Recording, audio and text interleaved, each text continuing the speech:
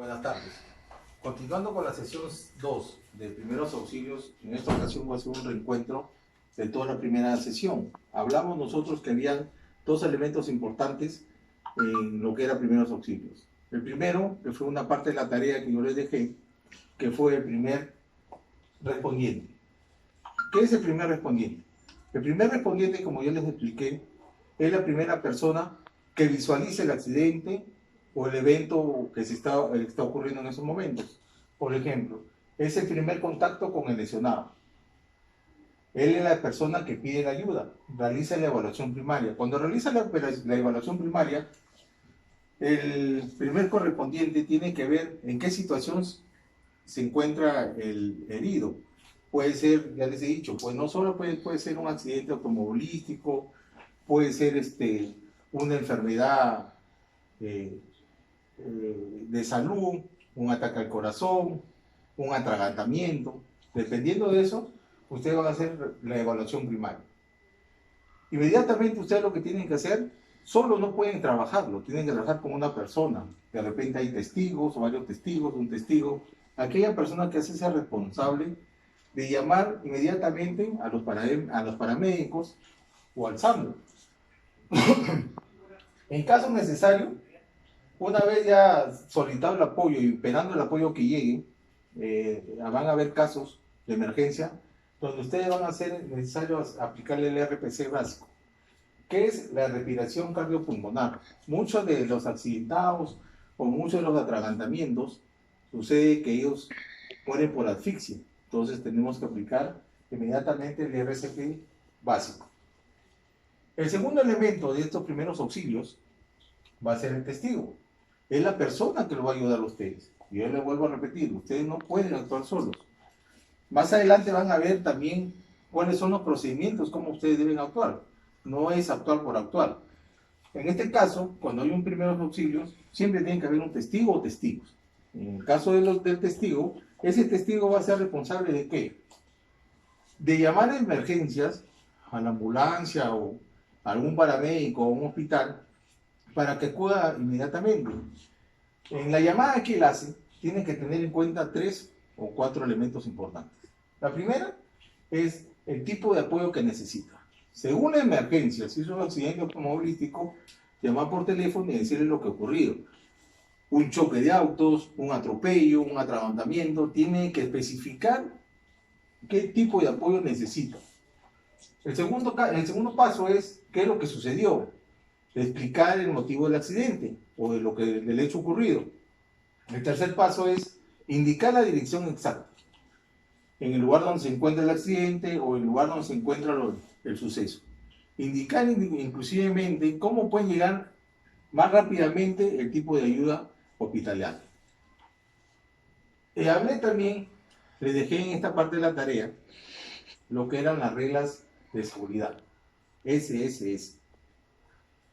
SSS es una regla de seguridad que todos tenemos que tener en cuenta a aquellas personas que van a dar los primeros auxilios. Por ejemplo, dice, es la evaluación de la primera escena, chequea la seguridad y evalúa la situación.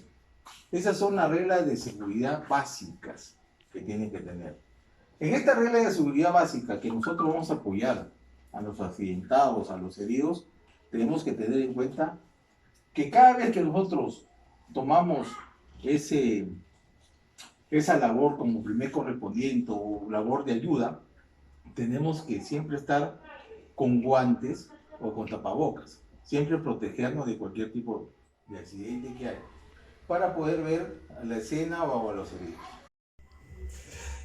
Continuando con la sesión número 2, seguimos con lo que es seguridad personal. La regla del yo, siempre yo. En esta regla no quiere decir que nosotros tenemos que siempre estar atentos nosotros, cuidarnos nosotros primero para poder ayudar a las otras personas. La otra es evitar la visión del túnel, que consiste en limitar el campo visual. Tiene que identificar los riesgos potenciales para la persona. Cuando nosotros acudimos a una emergencia, lo que sucede es que a veces nosotros actuamos por impulso. Estas dos reglas que tienen acá tienen mucho valor. Porque al momento de actuar por impulso y por querer ayudar a las personas, nosotros vamos y tratamos de socorrer a esas personas, pero no nos percatamos y no tenemos el campo visual de ver si nosotros mismos corremos riesgos, porque si nosotros corremos riesgos vamos a ser parte de una víctima. Por eso es siempre tener atento a esta regla. Primero yo y siempre yo. Primero ver la escena que hay, si hay seguridad para poder actuar. Cuando te dice quitar la visión del túnel, ¿qué consiste? Que cuando uno acude a ayudar o a socorrer a una persona, solamente ve a la persona accidentada y no ve a su alrededor. Ha sucedido casos. Un caso más palpable, lo que sucedió en Lima, ¿no? El camión de gas, que se salió el gas y había una persona fuera del camión del gas que hacía que toda la gente pues saliera, ¿no? Quería alertar a esa gente. La pregunta es, ¿él cumplió con esta regla? No la cumplió. No la cumplió. De repente, por impulso, por tratar de ayudar a las personas, miren lo que sucedió, fue una parte de la víctima. Él ha tenido, en ese caso, de tener estas reglas en cuenta, ver la parte panorámica del accidente y de repente salir. El salir y ya no poder socorrer a nadie no significa una cobardía, porque tengo que salvaguardar también mi vida y la vida de los demás. Eso es lo que sucedió. Lamentablemente, pues perdimos vidas por no adecuarnos a esta regla. Después de la evaluación de la escena, se lleva una visión panorámica, es igual. Yo veo solamente el accidente, pero tengo que ver alrededor qué hay, de izquierda, de derecha, de arriba, de abajo, ver qué es lo que sucede. De repente es un derrame de petróleo, de gasolina, de gas, infinidad de cosas. Pero primero yo tengo que evaluar esa escena. Por eso la seguridad personal es lo más importante. Una vez garantizada nuestra seguridad y evaluar la situación, se procede a aproximar al lesionado. Cuando uno evalúa al lesionado, lo primero que tiene que evaluar siempre son los signos vitales. Entonces, por eso yo les pongo acá los signos vitales. ¿Qué son los signos vitales? Son señales fisiológicas que indican la presencia de vida de una persona. Son señales fisiológicas que indican la presencia de vida de una persona.